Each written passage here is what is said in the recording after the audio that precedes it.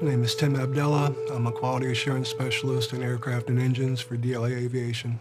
I'm a member of the Yankton Sioux tribe. We're Dakota.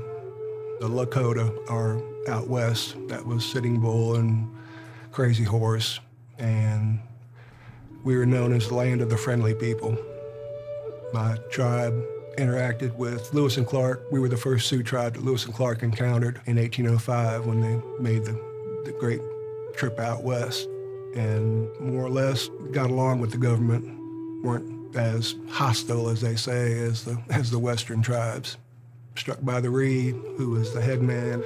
The story is that in 1805, when Lewis and Clark came through, a baby was born, and they wrapped it in an American flag and said, from this time on, Yanktons will be friends with the United States, and that was Struck by the Reed. When Struck by the Reed passed away, my great-great-grandfather, Running Bull, succeeded him as the head man of our band. He had 5 wives, not all at the same time, I don't think, but he had 5 wives. Not a lot's known about him. Everybody, my father and his cousins, talk about his daughter, Minnie. My father went to powwows with her when he was little, and she'd wrap him in her shawl, so she was full blood. She was Running Bull's daughter.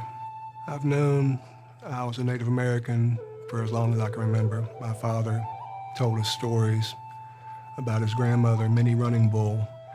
So I've known since I was little. We knew what Washishu meant, which is white man. My father grew up on the Yankton Reservation in southeastern South Dakota.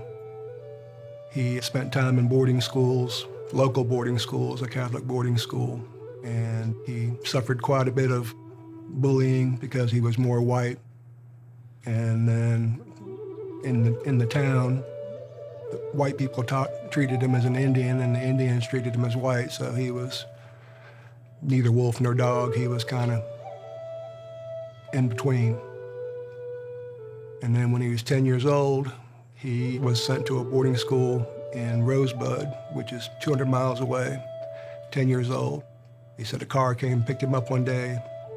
His mom wasn't around and took him away. The purpose was mostly to make him white. The boarding schools have been around for a long time.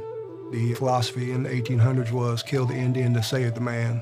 And they would teach them trades, teach them to be farmers or blacksmiths or shoemakers, and then the girls to be maids or cooks to basically eradicate the traditions and heritage.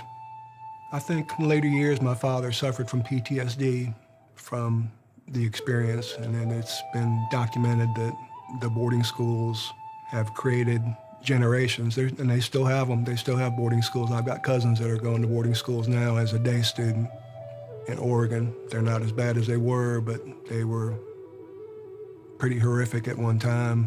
When Native Americans serve in the military, an inordinate, I guess is the word, amount over other races because of pride or the warrior spirit. I was in the Navy for 8 years. My sister was in the Air Force. My brother was in the Marines. My father was a Korean War vet. Another cousin was a Marine in the Pacific, and he's 92 years old, and I don't think he'll be with us much longer. But he was inducted into the Red Feather Society last summer at our powwow. And the Red Feather Society is for Native Americans that were wounded in battle.